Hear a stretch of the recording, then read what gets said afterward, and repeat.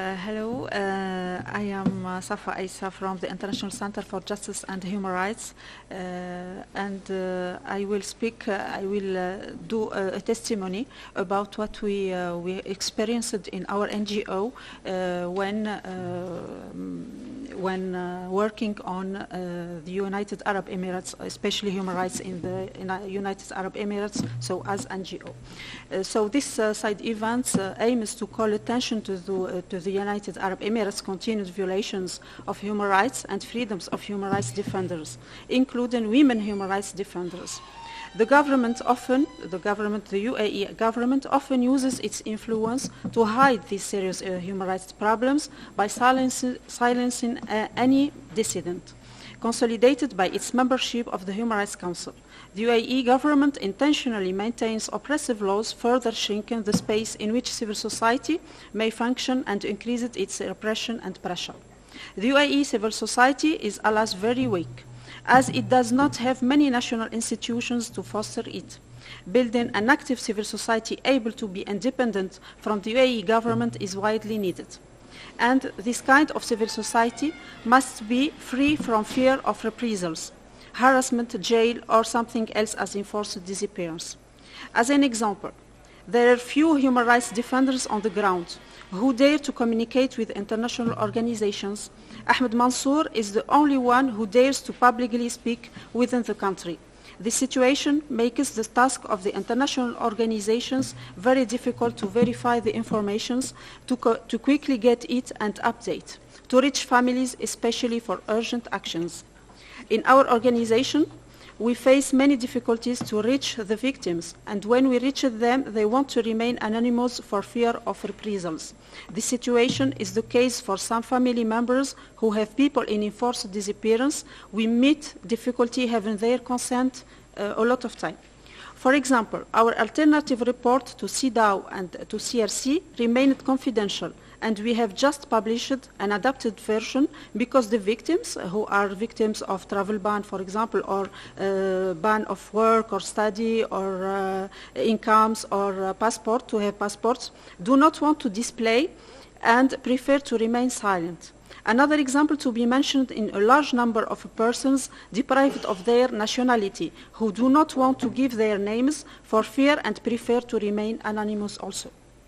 According to our experience in the field, to know what happens inside the United Arab Emirates, only foreigner NGOs like us can tell and recorded cases. We have met many difficulties to find national Emirati organizations as interlocutors to work with. In fact, we struggled to find Emirati reliable partners when verifying cases. It was also difficult for victims to testify. They preferred to do it anonymously because they were afraid of reprisals. They are afraid also of travel ban, of dismissal from employment, seizure of property, obstacles to pursue university studies, confiscation of income, refusal to renew passports, health card revoked, etc. Moreover, the CEDAW and CRC committees in their last reports, as Gianfranco said, have pointed out this situation. We have participated in the mentioned session last year, above like the other non-governmental organizations as Human Rights Watch, working in this issue, but which were not Emiratis. We sent cases and reports to both committees to tell the UAE is reality. However, there was no UAE independent civil society to act in the same way. There was no report submitted by local associations.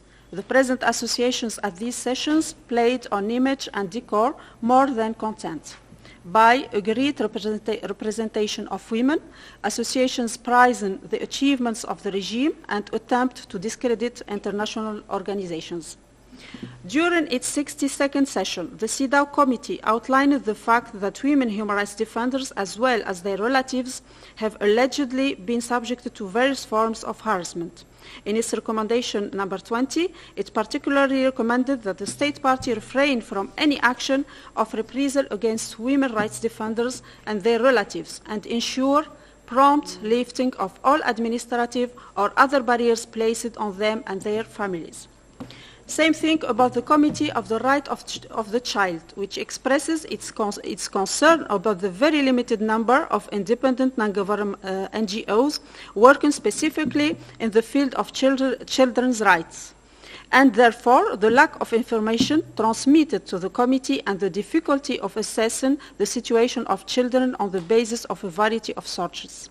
The committee is also concerned about the reported continual harassment of human rights defenders in the state party, which greatly undermines the emergence of a vibrant civil society as well as the protection and promotion of children's rights. Finally, we can say that the UAE should do better in this field.